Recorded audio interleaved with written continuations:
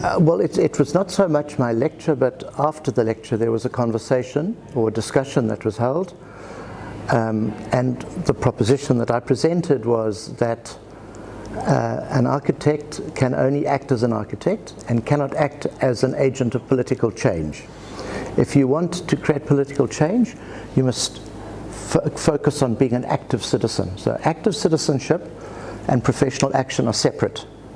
And I think architects get very confused when they try and join the two together. And you know, in the heroic period of modern architecture, that's what architects did. They presumed that through modern architecture you could change the world. It had a revolutionary idea about itself. And what I was really trying to get at, I think, which is I think very important, especially for students to understand now, is that there was a very wonderful philosopher, Ludwig Wittgenstein, who came from Germany and then went to live in Britain.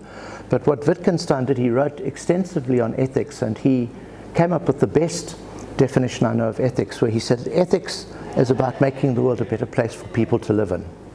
It describes how you can do it. And I think what we need to do is take an ethical position in architecture. And so what I was trying to get at is to say that, and if you want to look at ethics, ethics only resides in architecture in the relationship between the client and the architect. And it has to do with the program, the project that you're given. And it's at that point we make ethical decisions. Am I going to continue with that project, or am I not going to continue with it? Because in the end, the buildings that we make might be beautiful, but they're just bricks and air. There's nothing else, space. It's only when people use those buildings through human agency that they assume political and cultural value or symbolic value. Okay? And believe it or not, we can design a building for very good purposes, like a church, and within 6 months you have a revolutionary moment in your country, and the new revolutionary party take it over, the church, and they turn it into, guess what? A torture chamber. That's happened in many countries. So we're really limited. You know, we make buildings for one purpose and then they get used for another purpose. So the only thing we can be sure of, well, there are two ethical points I think which are important. The first one is the nature of the project that you accept from the client, and the fact that you have the choice to accept it or not.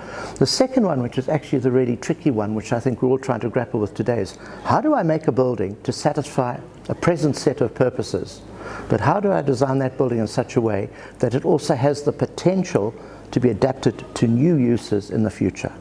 And I think that's a really interesting question, and there Aldo Rossi comes to our rescue, because Rossi said in the architecture of the city that those buildings that had shown the greatest potential to adapt to different uses over time, but believe it or not, those buildings that had the most precise geometrical form.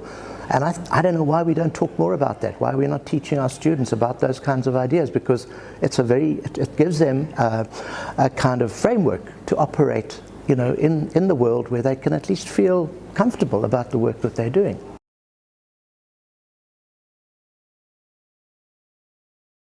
Yeah, no, I mean, I've been to a number of the summer schools, and I think they're wonderful. I mean, you've heard people talk about how wonderful they are today, and I couldn't agree more. What I do think, though, is remarkable about the summer school is that all the programs that have been chosen are all programs that deal with fundamental issues confronting contemporary society, whether it's a landscape that's been ravaged by industrialization, whether it's a school condition where schools are no longer delivering on the promise of good education, or housing. And I think that I think is, you put the two together, you have a really great summer school organization, good teachers, and then you offer the engagement of the students and the staff who are teaching in the program, the engagement with these kinds of issues. Only good can come out of it, and I think that's really what's always amazed me.